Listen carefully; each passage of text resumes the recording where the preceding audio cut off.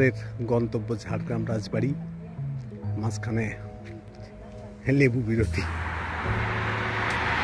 মনোরম জায়গা, বর্ষাকালে আরো মনোরম, কিন্তু বর্ষাকালে আসেনি। আমরা যাব রাজবাড়িতে। রাজবাড়ি বসে হয়তো লেবু খেতে পারতাম, কিন্তু মিস করলাম না এই শালবনির শালবন। শালবনির শাল বাগানে ঢুকে ফটো তোলা শুরু হয়ে গেল, সেলফিও বাদ গেল না। কনক দুর্গা টেম্পল থেকে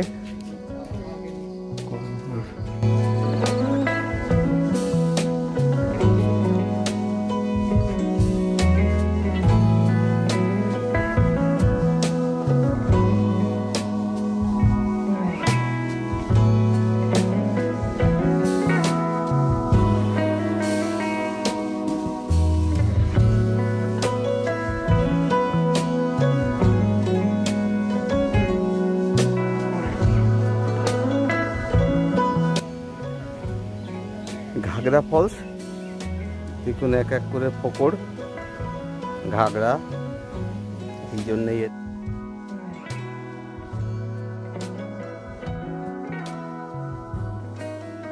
ঘাগরা ফলসের পরিবেশে বিভিন্ন রকম পাথরের উপর বসে বিভিন্ন রকমের পোজে ছবি তোলা আসছে। এই আমার বাহন।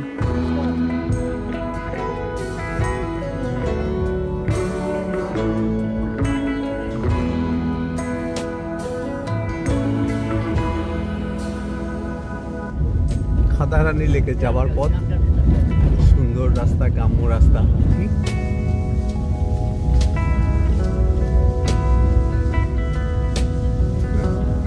একটা গ্রাম্য পরিবেশ।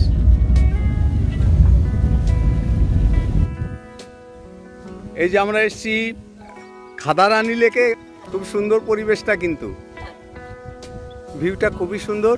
খাদারানি কোনো পিকনিক স্পট তো নিশ্চয়ই আছে, কারণ মাইক বাজছে শুনতে পাচ্ছি। হ্যাঁ হ্যাঁ হ্যাঁ, শাল বাগানের অভাব নেই, শাল গাছের অভাব নেই।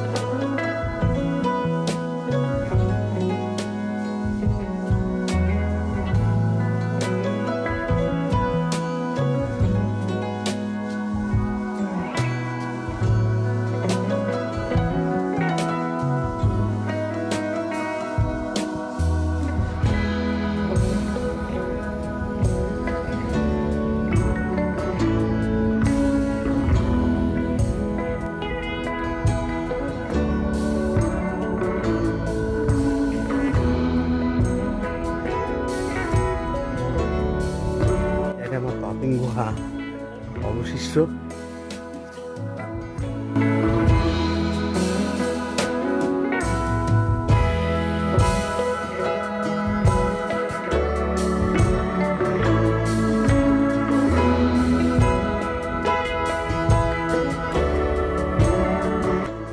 আমরা এখন কাকড়াঝোড় জঙ্গলের মধ্যে, ওদের গাড়ি রাস্তায়। আমরা অলরেডি অনেকখানি ঢুকে চলে এসেছি। গভীর জঙ্গল, শুনশান, খুব ভালোই লাগছে। অমলদা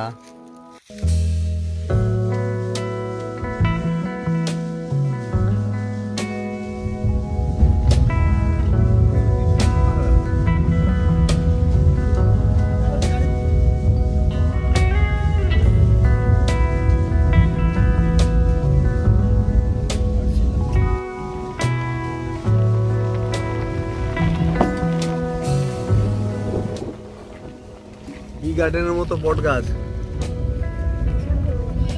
ধান ঝাড়াই গেছি।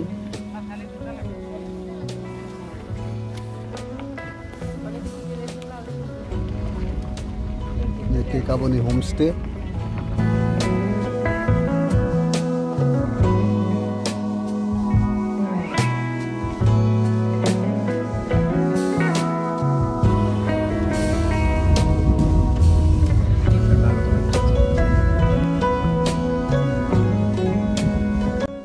ঝাড়গ্রাম বেলপাহাড়ির কেটকি ঝর্ণা বলছিল, আসলে তো এটা লেক। যাক, মনোরম, জলটা ভীষণ পরিষ্কার। দেখুন জল আছে বলেই মনে হচ্ছে না, দেখুন জল আছে। পরিষ্কার।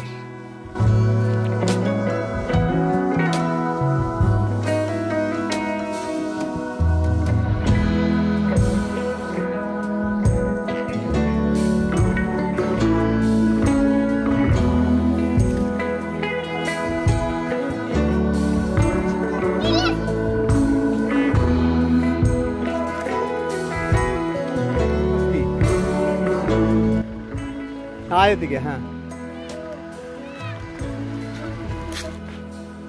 ঢাঙ্গি কুসুম ঘর ঝর্ণা যাবার রাস্তা, রাস্তা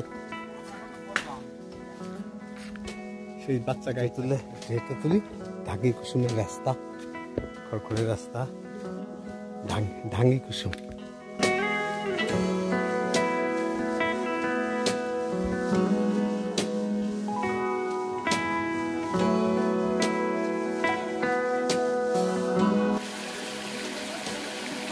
কুসুম ওয়াটারফলস,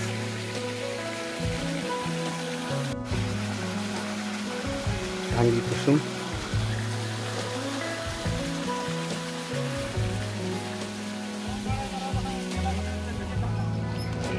বেলপাহাড়ি মোড়ে একদম রাস্তার উপরে বিধানবাবুর হোটেল কাঁচালঙ্কা, এখানকার বিখ্যাত হোটেল। আগেকার থেকে বুকিং না করলে খাবারই পাওয়া যায় না। প্রথমটা থালি হিসাবে পরিবেশিত হয়, তারপরে যে যেমন নেবে